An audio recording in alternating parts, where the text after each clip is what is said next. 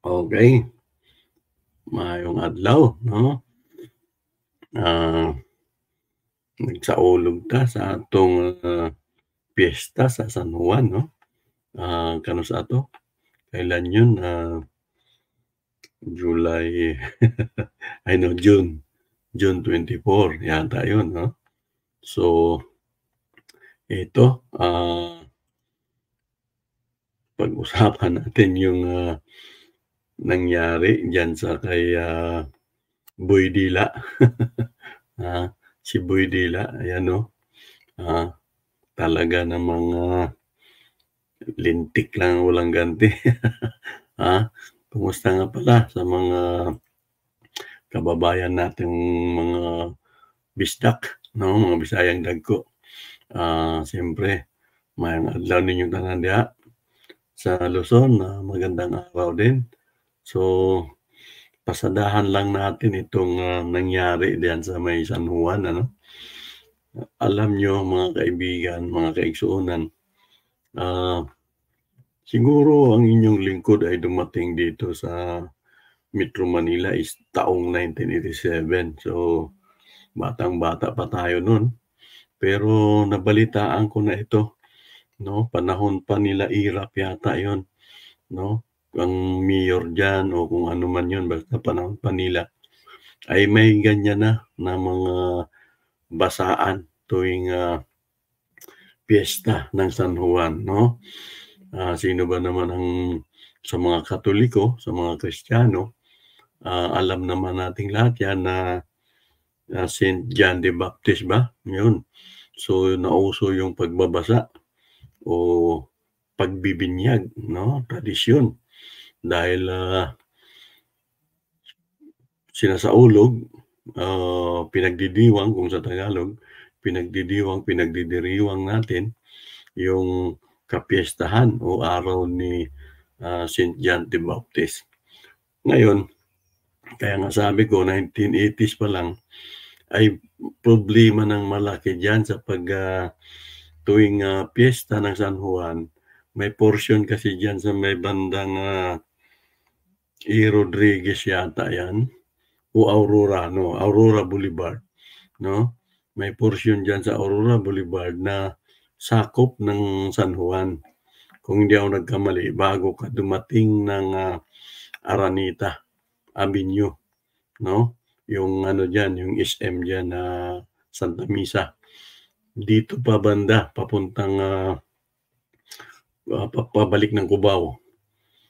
Noon pa may mga tuwing piyesta ng San Juan diyan, tuwing, dadaan ka diyan ay talagang noon pa mayroon ng mga lasing, mga tawag nito, nagselebrar at, may mga basaan ang nangyayari. So, paulit-ulit na lang 'no, paulit-ulit na lang yung nangyayari at biruin mo 80s pa, 90s, nag-2000 na at ngayon 2024 na. Ano ba, wala pa ring nangyayari diyan, ha? Tingnan niyo pa rin oh, yung mga bagong henerasyon ngayon ay lalo pang naging abusado 'no. Marami ng bidyong pinakita 'no. Itong pagsasalarawan ko ay, nagka-partikular na lang ito kay sino 'to, Lester Castro, si Boy Dila 'no. Pero maraming mga video na kung saan mga may edad, may mga kababaihan, mga bata na below 18 years old ay may mga tabo, may mga balde at may sinuntok pa, may sinapak pa yung helmet 'no. May naka-bike pa na pumalag. So, nakakalungkot 'no. Ano ba talaga ang, ah, ito ay tradisyon ng, Kristiyano o ng Katoliko. Pero ang problema natin, nagiging, mapang-abuso 'no. May mga pang-aabuso na nangyayari, hindi sa mga taga San Juan kung hindi yung mga dumadaan lang diyan. At kung, masasabi na rin natin na mismong taga riyan ng mga papasok siguro sa trabaho o kaya galing sa trabaho na wala namang planong magpabasa ay kanilang binasa. Dati mga 80s, 90s nangyari pa yung mga galing sa kanal ang tubig, Kunyari ngayon gumanda-ganda dahil baka malinis na yung ginagamit nilang tubig, pero marami pa ring problema. Hindi kasi intindihin natin ito ang inyong lingkod ay, magbibigay ng, payo 'no, diyan sa LGU ng, San Juan at mismong mamamayan ng San Juan 'no. So, kahit na tradisyon niyo 'yan, nakalakihan niyo na, igalang niyo naman yung, mga taong, ayaw sumali o ayaw mabasa, ayaw magselebrar ng San Juan. Unang-una, ilagay natin sa ating mga kokote, sa ating mga isip, sa ating mga utak na hindi naman lahat ng tao, Katoliko. Hindi lahat ng tao naniniwala sa Kristyanismo. Mayroon din namang mga, iba't ibang relihiyon na hindi naniniwala sa, Juan the Baptist o San Juan, Saint John 'no, o yung tradisyon ng, pagbabasa na parang kinuha pa yan sa pangyayaring pagbibinyag noon ni Saint John the Baptist 'no. So, tayo, yung mga taga San Juan ay, igalang niyo yung hindi naman, kaisa sa inyong, selebrasyon. Maraming papasok sa trabaho, wala namang balak liban sa pagtatrabaho at mapapadaan diyan sa inyong lugar. Bakit hindi natin igalang ang kanilang mga pasya 'no? At, sa LGU naman dapat, bantayan niyo talaga kasi, alam naman nating lahat na 'pag may piyestahan ay, hindi nawawala yung alak 'no.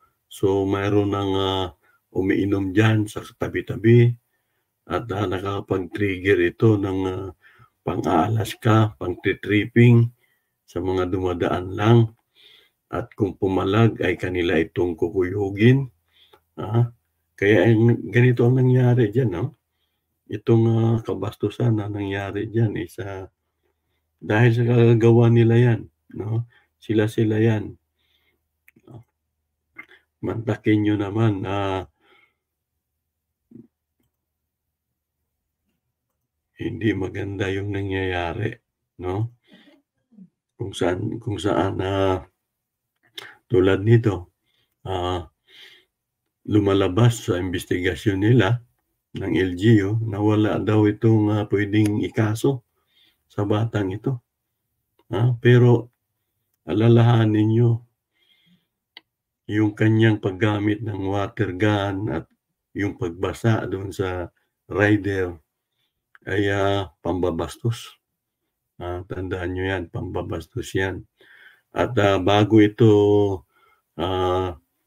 pumunta diyan sa City Hall ng San Juan at humarap dito kay, Zamora, may mga TikTok ba 'yun o reels itong, batang ito na matapos yung, insidente nung piyesta ay, nang aasar pa ito, parang, hinahamon niya, pati yung mga basher, yung mga nagba-bash daw sa kanya ay hinahamon niya pa. Kaya sa totoo lang, lumala ng lumala na yung problema diyan sa San Juan. Yung mga kabataan diyan tulad nitong si Boy Dila na 'to ay, nagiging abusado na, at nawalan na sila ng takot, nawalan sila ng galang sa mga dumadaan lang naman diyan, mga nagtatrabaho, yung mga pumapasok sa araw na yon ng kanilang kapiyestahan. Anong klaseng, kaisipan mayroon tayo? Ano yung, dahil lang ba sa piyesta, sa tradisyon ninyo ay, makakapang-abuso kayo sa iba. Tandaan ninyo yung, pagkabalam, 'pag hindi pagkakatrabaho ng isang tao dahil sa inyong kagagawan ay, malaking, perwisyo. Hindi man kayo mabigyan ng parusa ng inyong, local government unit o ng LGU diyan, na kung saan itong si Zamora ay nagsalita pa 'to nung, mga 5 days ago na sabi niya paparusahan daw niya, na kisyo hindi malilimutan nung tarantadong batang ito ang kanyang gagawing parusa. Pero tingnan niyo lumabas na kahapon ay, wala daw silang maikaso sa bata. Ang dapat nito ba kahit man lang, community service, kahit wala diyan sa, inyong, City Hall ordinance ay, sana yung sinasabi mong paparusahan mo ito ng parusang hindi niya malilimutan. So yun, maling-mali ano, mayroon pa rin talagang problema. Meron tayong problema mismo diyan sa local government ng San Juan kung ganyan sila. Mga kaibigan, isa lang ang gusto nating mangyari 'no, tigilan na 'no, dapat magkusa yung mga indibidwal diyan sa San Juan kung itong inyong mayor ay, walang magawang, pagdidisiplina. Dapat kayo na lang mismo 'no, kayong mga indibidwal, kayong may isip, kayong mga matino diyan sa San Juan, igalang niyo yung karapatan ng iba, yung mga dadaan lang naman. Darating ang susunod na piyesta by 2025, makikita na naman natin kung anong puwedeng mangyari 'no.